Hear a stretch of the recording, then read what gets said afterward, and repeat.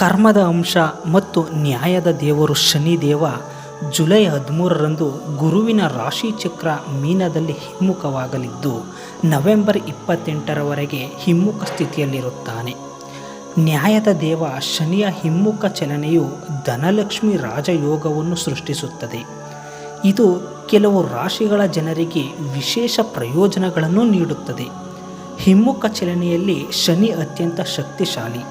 ಇದರೊಂದಿಗೆ ಸಾಡೆ-ಸಾತಿ ಮತ್ತು ಧ್ಯೇಯಗಳ ಪರಿಣಾಮವು ಕ್ರಮೇಣ ಕಡಿಮೆಯಾಗುತ್ತದೆ.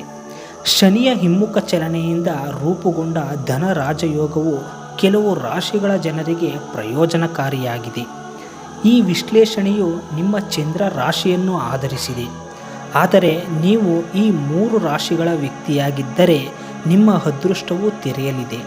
ಶನಿಯ ಹಿಮ್ಮುಖ ಚಲನೆಯಿಂದ ರೂಪುಗೊಂಡ ಧನಲಕ್ಷ್ಮಿ ರಾಜಯೋಗವು ಯಾವ ರಾಶಿಗಳಿಗೆ ಅದೃಷ್ಟಶಾಲಿಯಾಗಬಹುದು ಎಂದು ತಿಳಿಯೋಣ. ವೈದಿಕ ಜ್ಯೋತಿಷ್ಯ ಶಾಸ್ತ್ರದಲ್ಲಿ ಹಿಮ್ಮುಖ ಎಂದರೆ ಗ್ರಹವು ವಿರುದ್ಧ ದಿಕ್ಕಿನಲ್ಲಿ ಚಲಿಸಲು ಪ್ರಾರಂಭಿಸುತ್ತದೆ ಎಂದಲ್ಲ. ವಾಸ್ತವವಾಗಿ ಭೂಮಿಯಿಂದ ನೋಡಿದಾಗ ಅದು ನಿಧಾನವಾಗಿ ಚಲಿಸುತ್ತಿರುವಂತೆ ತೋರುತ್ತದೆ ಮತ್ತು ವಿರುದ್ಧ ದಿಕ್ಕಿನಲ್ಲಿ ಚಲಿಸುತ್ತಿರುವಂತೆ ತೋರುತ್ತದೆ. ಆದರೆ ವಾಸ್ತವದಲ್ಲಿ ಅದು ತನ್ನ ಮೂಲ ದಿಕ್ಕಿನಲ್ಲಿ ಚಲಿಸುತ್ತಲೇ ಇರುತ್ತದೆ. ಹಿಮ್ಮುಖ ಸ್ಥಿತಿಯಲ್ಲಿ ಗ್ರಹವು ಭೂಮಿಗೆ ಹತ್ತಿರದಲ್ಲಿರುತ್ತದೆ. ಇದರಿಂದಾಗಿ ಅದರ ಪರಿಣಾಮ ಮತ್ತು ಫಲಿತಾಂಶಗಳು ಹೆಚ್ಚಿರುತ್ತದೆ. ಶನಿಯು ವರ್ಷದಲ್ಲಿ ಸುಮಾರು 138 ದಿನಗಳವರೆಗೆ ಹಿಮ್ಮುಖವಾಗಿರುತ್ತದೆ. ಹೆಚ್ಚಿನ ಮಾಹಿತಿ ಹಾಗೂ ನಿಮ್ಮ ಎಲ್ಲ ಸಮಸ್ಯೆಗಳ ಪರಿಹಾರಕ್ಕಾಗಿ ಪಂಡಿತ್ ಋಷಿಕೇಶ್ ಭಟ್ ಅವರನ್ನು ಸಂಪರ್ಕಿಸಬಹುದು. ಮೊದಲನೆಯ ರಾಶಿ ಮೀನರಾಶಿ. ಮೀನರಾಶಿಯ ಲಗ್ನದಲ್ಲಿ ಶನಿಯು ಹಿಮ್ಮುಖ ಸ್ಥಾನದಲ್ಲಿರುತ್ತಾನೆ ಮತ್ತು ಸಾಡೆ-ಸಾತಿಯ 2ನೇ ಹಂತವು ಈ ರಾಶಿಯಲ್ಲಿ ಸಕ್ರಿಯವಾಗಿರುತ್ತದೆ. ಈ ರಾಶಿ ಚಕ್ರದ ಜಾತಕದ 11ನೇ ಮತ್ತು 12ನೇ ಮನೆಯ ಅಧಿಪತಿ ಶನಿ ಮಹಾರಾಜ.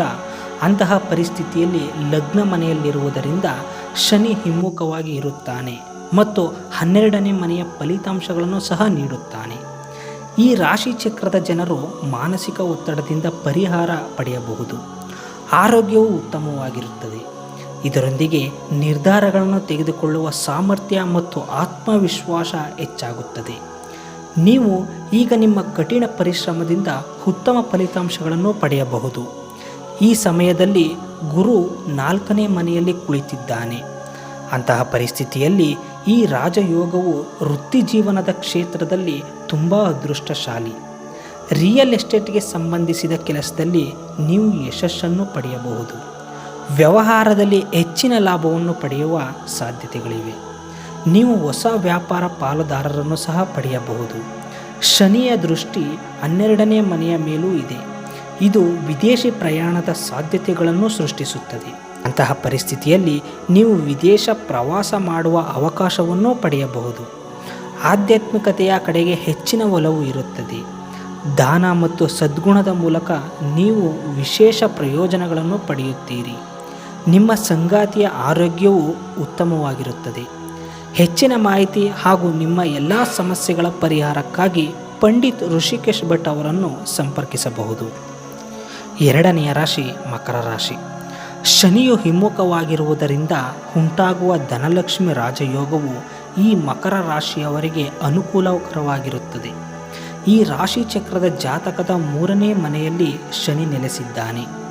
ಅಂತಹ ಪರಿಸ್ಥಿತಿಯಲ್ಲಿ ಈ ರಾಶಿ ಚಕ್ರದ ಸ್ಥಳೀಯರು ಅನೇಕ ಕ್ಷೇತ್ರಗಳಲ್ಲಿ ಪ್ರಯೋಜನಗಳನ್ನು ಪಡೆಯಬಹುದು. ಇದರೊಂದಿಗೆ ವಿದೇಶ ಪ್ರಯಾಣದ ಕನಸು ನನಸಾಗಬಹುದು. ವ್ಯವಹಾರಕ್ಕಾಗಿ ವಿದೇಶಕ್ಕೆ ಹೋಗಲು ನಿಮಗೆ ಅವಕಾಶ ಸಿಗಬಹುದು. ಸಾಮಾಜಿಕ ಮಾಧ್ಯಮ ಅಥವಾ ಆನ್ಲೈನ್ ವ್ಯವಹಾರದ ಮೂಲಕ ನೀವು ಸಾಕಷ್ಟು ಲಾಭವನ್ನು ಗಳಿಸಬಹುದು. ವಿದೇಶಗಳ ಮೂಲಕ ನೀವು ಅನೇಕ ಹೊಸ ಅವಕಾಶಗಳನ್ನು ಪಡೆಯಬಹುದು. ನೀವು ಇದ್ದಕ್ಕಿದ್ದಂತೆ ಹಣವನ್ನು ಪಡೆಯಬಹುದು. ಇದರೊಂದಿಗೆ ನೀವು ಸಿಲುಕಿಕೊಂಡಿರುವ ಹಣವನ್ನು ಪಡೆಯಬಹುದು. ಅತ್ತೆ ಮಾವನ ಕಡೆಯಿಂದಲೂ ಪ್ರಯೋಜನಗಳನ್ನು ಪಡೆಯುವ ಸಾಧ್ಯತೆಗಳಿವೆ. ಹೆಚ್ಚಿನ ಮಾಹಿತಿ ಹಾಗೂ ನಿಮ್ಮ ಎಲ್ಲ ಸಮಸ್ಯೆಗಳ ಪರಿಹಾರಕ್ಕಾಗಿ ಪಂಡಿತ್ ಋಷಿಕೇಶ್ ಭಟ್ ಅವರನ್ನು ಸಂಪರ್ಕಿಸಬಹುದು. ಮೂರನೆಯ ರಾಶಿ ವೃಶ್ಚಿಕ ರಾಶಿ. ಈ ರಾಶಿ ಚಕ್ರದ ಜನರಿಗೆ ಶನಿಯು ಹಿಮ್ಮುಖವಾಗಿ ಧನಲಕ್ಷ್ಮಿ ರಾಜಯೋಗವನ್ನು ರೂಪಿಸುವುದು ಸಹ ಅದೃಷ್ಟಕರವಾಗಿರುತ್ತದೆ. ಈ ರಾಶಿ ಚಕ್ರದ ಜಾತಕದ 5ನೇ ಮನೆಯಲ್ಲಿ ಶನಿಯು ಹಿಮ್ಮುಖವಾಗುತ್ತಿದ್ದಾನೆ. ಮತ್ತೊಂದೆಡೆ ರಾಹು 4ನೇ ಮನೆಯಲ್ಲಿ ಮತ್ತು ಗುರು 8ನೇ ಮನೆಯಲ್ಲಿ ಸಾಗುತ್ತಿದ್ದಾರೆ. ಶನಿಯ 3ನೇ ಅಂಶವು 7ನೇ ಮನೆಯ ಮೇಲೆ ಬೀಳುತ್ತಿದೆ. 7ನೆಯ ಅಂಶವು 11ನೇ ಮನೆಯ ಮೇಲೆ ಮತ್ತು 10ನೆಯ ಅಂಶವು ಸಂಪತ್ತಿನ ಮನೆಯ ಮೇಲೆ ಇದೆ. ಇದರಿಂದಾಗಿ ಈ ರಾಶಿ ಚಕ್ರದ ಜನರು ವ್ಯವಹಾರದಲ್ಲಿ ಸಾಕಷ್ಟು ಲಾಭವನ್ನು ಪಡೆಯಬಹುದು ಮತ್ತು ಹಠಾತ್ ಆರ್ಥಿಕ ಲಾಭವನ್ನು ಪಡೆಯಬಹುದು. ದಾಂಪತ್ಯ ಜೀವನದಲ್ಲಿ ಸಂತೋಷವೂ ಇರುತ್ತದೆ. ಕುಟುಂಬದೊಂದಿಗೆ ಉತ್ತಮ ಸಮಯ ಕಳೆಯುತ್ತೀರಿ. ಇದರೊಂದಿಗೆ ನೀವು ಉದ್ಯೋಗವನ್ನು ಬದಲಾಯಿಸುವ ಬಗ್ಗೆ ಯೋಚಿಸುತ್ತಿದ್ದರೆ ಈ ಅವಧಿಯಲ್ಲಿ ನೀವು ಸಾಕಷ್ಟು ಲಾಭವನ್ನು ಪಡೆಯಬಹುದು. ನೀವು ವಿದೇಶಕ್ಕೆ ಹೋಗಲು ಅವಕಾಶವನ್ನು ಪಡೆಯಬಹುದು. ವಿದೇಶಿ ಮೂಲಗಳಿಂದ ಸಾಕಷ್ಟು ಆರ್ಥಿಕ ಲಾಭವಿರಬಹುದು. ಸಾಮಾಜಿಕ ಮಾಧ್ಯಮದ ಮೂಲಕ ಸಂಪರ್ಕಗೊಂಡಿರುವ ವ್ಯವಹಾರದಲ್ಲಿಯೂ ಸಾಕಷ್ಟು ಲಾಭವಿರಬಹುದು. ಹೆಚ್ಚಿನ ಮಾಹಿತಿ ಹಾಗೂ ನಿಮ್ಮ ಎಲ್ಲ ಸಮಸ್ಯೆಗಳ ಪರಿಹಾರಕ್ಕಾಗಿ ಪಂಡಿತ್ ಋಷಿಕೇಶ್ ಭಟ್ ಅವರನ್ನು ಸಂಪರ್ಕಿಸಬಹುದು.